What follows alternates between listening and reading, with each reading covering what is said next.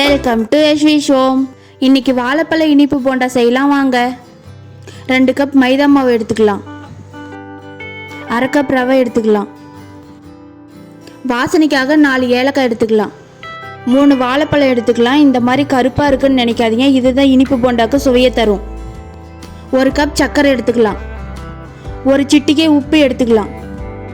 இப்போ ஒரு பாத்திரத்தை எடுத்து அதில் 2 கப் மைதா மாவு ஆட் பண்ணிக்கலாம்.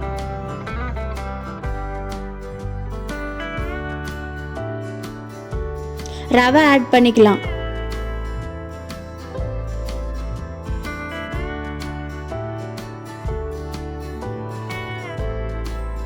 இப்போ வாழைப்பழத்தை ஆட் பண்ணி நல்லா மிக்ஸ் பண்ணிக்கலாம்.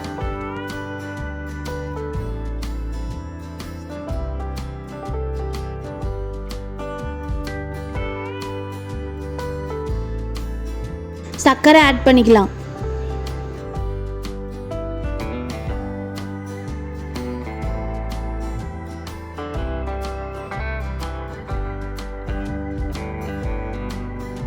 இப்போ நம்ம எடுத்து வச்ச ஏலக்காவை நல்லா உரல்ல போட்டு இடிச்சு எடுத்துக்கலாம்.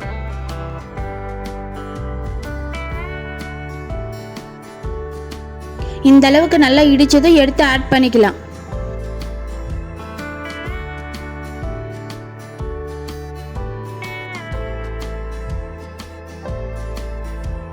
இப்போ எல்லாமே நல்லா மிக்ஸ் பண்ணி எடுத்துக்கலாம். இந்த அளவுக்கு நல்லா வந்ததும் ஒரு பிஞ்ச் உப்பு ஆட் பண்ணிக்கலாம்.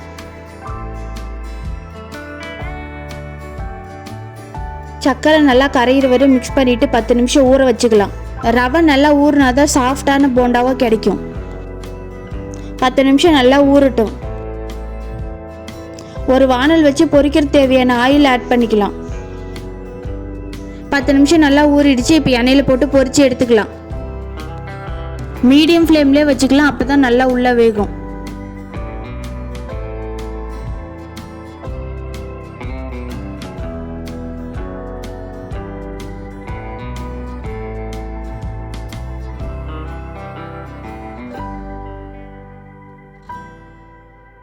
லைட்டாக ப்ரௌன் கலரில் மாறினதுமே திருப்பி போட்டுக்கலாம்.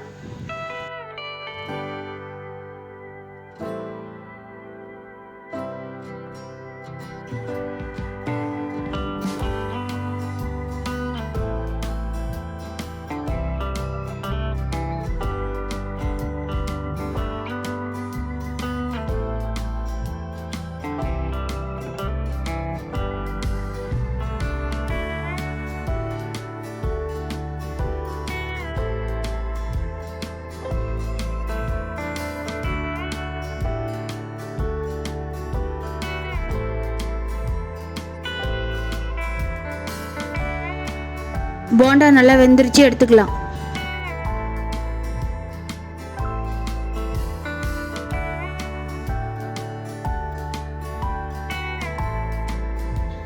இதே மாதிரி மீதி எல்லா போண்டாவும் போட்டு பொரிச்சு எடுத்துக்கலாம்.